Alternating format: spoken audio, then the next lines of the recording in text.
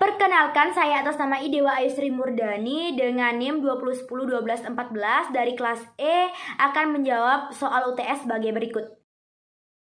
Manusia memiliki kebutuhan yang serbaneka di mana kita harus memenuhinya, dimulai dari makanan, pakaian, dan juga perumahan, atau lebih populernya lagi kita sebut dengan kebutuhan akan sandang, pangan, dan juga papan yang memiliki berbagai bentuk, dimulai dari yang sederhana sampai pada mewah, canggih, dan juga memiliki harga yang fantastis atau bisa disebut dengan mahal. Misalnya pakaian, dari pakaian sederhana orang primitif sampai pada pakaian manusia abad akhir. Dan juga perumahan, ada perumahan BTN, ada Perum, ada juga rumah susun dan lain sebagainya. Nah, di sini kita lihat bahwa kebutuhan manusia tidak terbatas. Masih dia memiliki uang, maka kebutuhan dapat dipenuhi. Dengan demikian, kita mengetahui bahwa kehidupan manusia di zaman modern ini berada pada virtuous circle, di mana tidak memiliki ujung dan juga tidak memiliki pangkal.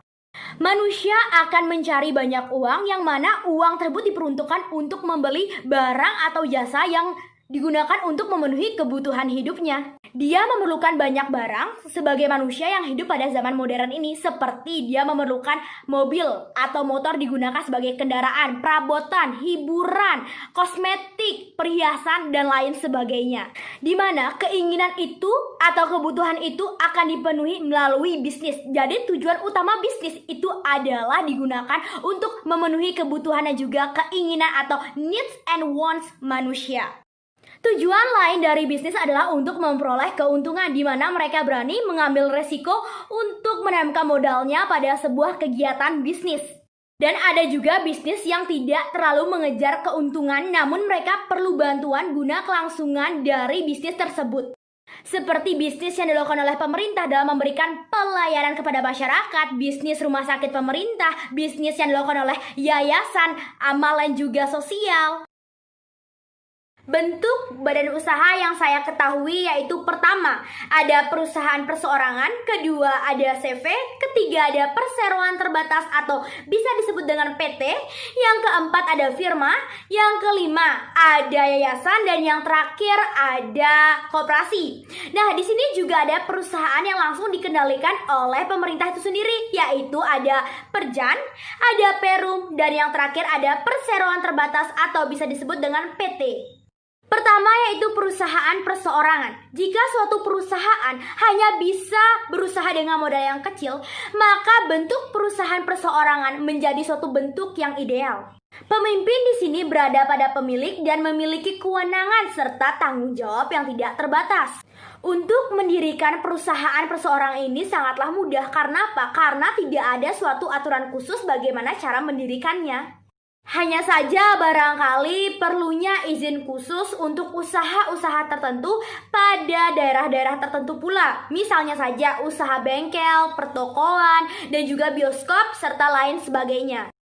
Apabila pemilik perusahaan perseorangan seperti toko, percetakan, dan lain sebagainya ingin mendapatkan tambahan modal berupa pinjaman dari bank, maka diperlukan beberapa surat untuk melengkapi permohonan peminjaman tersebut, seperti yang pertama ada surat sertifikat tanah, yang kedua ada SIMBA atau surat izin mendirikan bangunan, yang ketiga ada SIUP atau surat izin usaha perdagangan yang mana dikeluarkan oleh kantor wilayah perdagangan provinsi, dan yang terakhir yaitu keempat ada TDP atau tanda daftar perusahaan yang dikeluarkan oleh kantor Departemen Perdagangan Kabupaten atau Kota Madya setempat.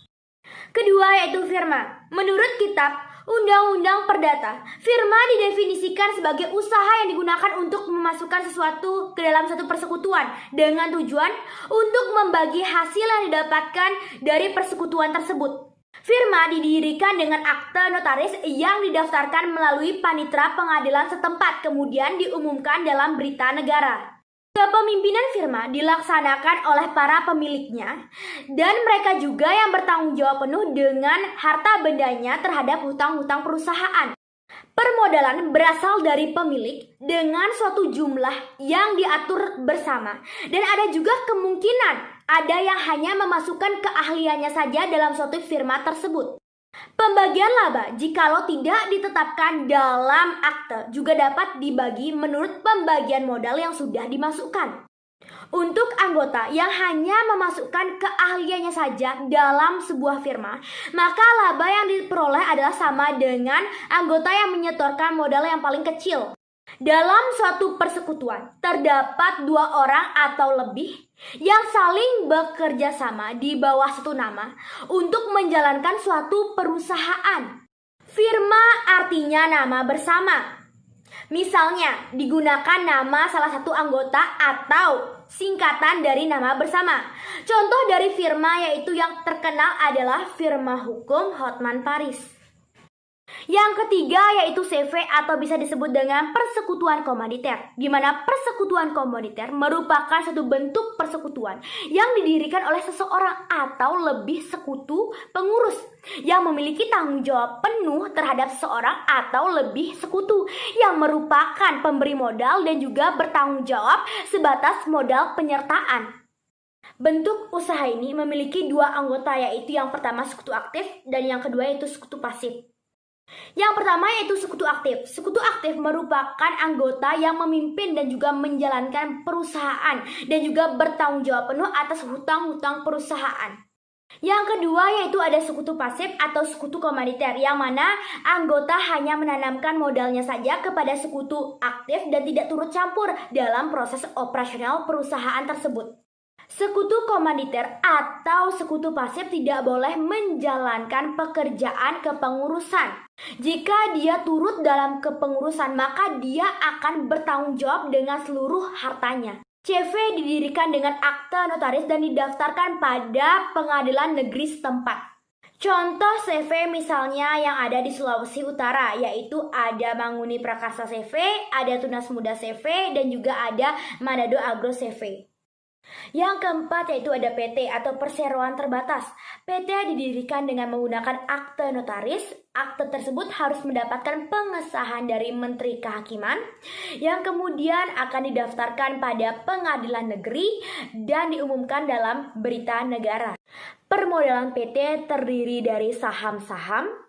Para pemegang saham ini merupakan pemilik PT dan pemegang kekuasaan tertinggi ada pada Rapat Umum Pemegang Saham atau bisa disebut dengan RUPS. Untuk mengatur perusahaan yang berbentuk PT agar sesuai dengan perkembangan zaman sekarang ini, maka dikeluarkanlah undang-undang, yaitu Undang-Undang Nomor 1 Tahun 1995 yang mengenai perseroan terbatas. Adapun macam-macam bentuk perseroan terbatas yaitu ada PT tertutup, PT terbuka, dan juga PT kosong. Yang pertama yaitu PT tertutup yang hanya didirikan oleh beberapa orang saja, yang mana sahamnya tidak diperjualbelikan oleh orang lain, namun hanya beberapa orang pada lingkungan tertentu saja. Yang kedua yaitu PT terbuka. PT ini sahamnya terbuka untuk semua orang bagi siapapun yang ingin membelinya. Misalnya PT yang sudah go public, sahamnya diperjualbelikan di pasar bursa efek. Yang ketiga yaitu ada PT kosong, yang mana PT tersebut sudah tidak berjalan lagi, akan tetapi PT tersebut masih ada dan dalam artian belum dibubarkan. PT ini dapat dibeli oleh seseorang dengan keuntungan tidak perlu lagi mengurus pembukaan PT baru. Dan mungkin PT tersebut masih mempunyai nama baik di masyarakat.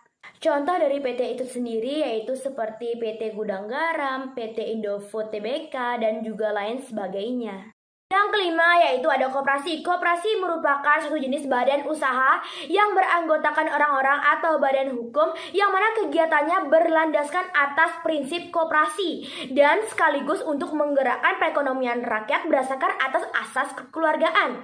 Koperasi berdasarkan jenisnya dibedakan menjadi 4, yaitu yang pertama ada koperasi konsumsi, yang kedua ada koperasi produksi, yang ketiga ada koperasi simpan pinjam, dan yang terakhir ada koperasi serba usaha. Contoh koperasi itu sendiri yaitu ada KSP Citra Abadi, ada KSU Niaga, dan lain sebagainya. Yang keenam yaitu ada yayasan, yang mana yayasan merupakan suatu badan usaha yang tidak mencari keuntungan, jadi lebih ke kepentingan sosial yang berbadan hukum. Contoh dari yayasan itu sendiri yaitu yang pertama ada Yayasan Rumah Sakit Islam, yang kedua ada Yayasan Yatim Piatu, dan lain sebagainya. Di sini juga ada badan usaha yang langsung dikelola oleh pemerintah, yaitu pertama seperti Perjan, atau bisa disebut dengan perusahaan jawatan. Perusahaan ini masih banyak menerima subsidi dari pemerintah karena biaya pengelolaan yang cukup besar atau tinggi. Kecenderungan Perjan ini berangsur-angsur mulai dirubah menjadi perseroan. Karena apa? Karena kebijakan ini diambil untuk mengurangi beban pemerintah dalam hal subsidi. Contoh dari Perjan itu sendiri yaitu ada PJKA atau Perusahaan Jawatan Kereta Api yang diubah menjadi PT KAI atau Perseroan Terbatas Kereta Api Indonesia. Yang kedua yaitu ada Perum. Perusahaan ini memiliki modal yang berasal dari kekayaan negara yang dipisahkan. Diharapkan perusahaan ini mampu membiayai diri sendiri dan mampu mendatangkan keuntungan bagi negara. Contohnya yaitu ada Perum Aztec atau Asuransi Tenaga Kerja dan juga Perumnas. Yang ketiga yaitu ada PT atau bisa disebut dengan perseroan terbatas, di mana perusahaan ini sahamnya sebagian atau seluruhnya adalah milik negara. Diharapkan perusahaan ini mendapatkan suatu keuntungan agar dapat membelanjai operasi perusahaannya. Contoh PT itu sendiri yaitu ada PT Semen, PT Pertamina, PT Pabrik Pupuk, dan lain sebagainya. Perilaku etis dalam aktivitas atau kegiatan bisnis bisa kita sebut dengan etika bisnis, di mana etika bisnis merupakan suatu hal yang terkait mengenai kegiatan dan juga perilaku yang mana mengacu pada kebenaran dan juga kejujuran dalam melakukan satu bisnis. Kebenaran di sini yang dimaksud adalah apakah etika standar secara umum dapat diterima dan diakui prinsip-prinsipnya oleh masyarakat, individu maupun pemerintah. Di sini banyak perusahaan yang tidak sukses dalam berusaha. Kenapa? Pertama, karena perusahaan tidak menjaga secara maksimal kepercayaan dari konsumen. Kedua, karena ketidakjujuran perusahaan terhadap konsumen. Jadi di sini peran penting manajer adalah untuk mengambil keputusan-keputusan dalam bisnis secara etis. Ada beberapa faktor yang mempengaruhi perilaku bisnis itu sendiri. Adapun ilustrasinya sebagai berikut. Pertama yaitu pada lingkungan bisnis. Seringkali para eksekutif perusahaan dihadapkan pada dilema yang menekannya. Seperti yang pertama, mengejar kuota penjualan, menekan ongkos-ongkos, dan juga meningkatkan kualitas dan daya saing produk itu sendiri. Di pihak lain dari eksekutif perusahaan juga harus bertanggung jawab terhadap masyarakat, di mana agar kualitas barang terjaga dan juga memiliki harga yang terjangkau. Di sini nampak ada dua hal yang bertentangan harus dijalankan, seperti menekan ongkos-ongkos, efisiensi, tetapi harus meningkatkan kualitas produk. Eksekutif perusahaan harus pandai dalam mengambil keputusan etis yang tidak merugikan perusahaan. Kedua yaitu organisasi. Secara umum anggota organisasi saling mempengaruhi satu dengan yang lainnya, atau hal ini bisa disebut dengan proses interaksi. Di lain pihak, organisasi terhadap individu juga harus tetap berperilaku etis. Misalnya pada masalah penggajian dan juga masalah waktu kerja maksimumnya. Ketiga yaitu individu, di mana seseorang yang memiliki filosofis moral dalam bekerja dan juga berinteraksi terhadap sesama pasti akan berperilaku etis. Karena apa? Karena prinsip-prinsipnya secara umum dapat diperoleh melalui hasil dari interaksi antar sesama, antar keluarga, ataupun kenalan. Dalam bekerja pun individu memiliki tanggung jawab moral dari hasil pekerjaannya, yaitu dengan cara menjaga kehormatan profesinya. Bahkan ada beberapa profesi yang memiliki kode etiknya tertentu, misalnya dokter, apoteker, dan juga perawat, yang mana mereka memiliki kode etiknya masing-masing. B2B atau bisa disebut dengan business to business merupakan penjualan barang dan jasa yang mana diberikan oleh suatu bisnis yang diperuntukkan untuk bisnis lainnya, bukan untuk konsumen.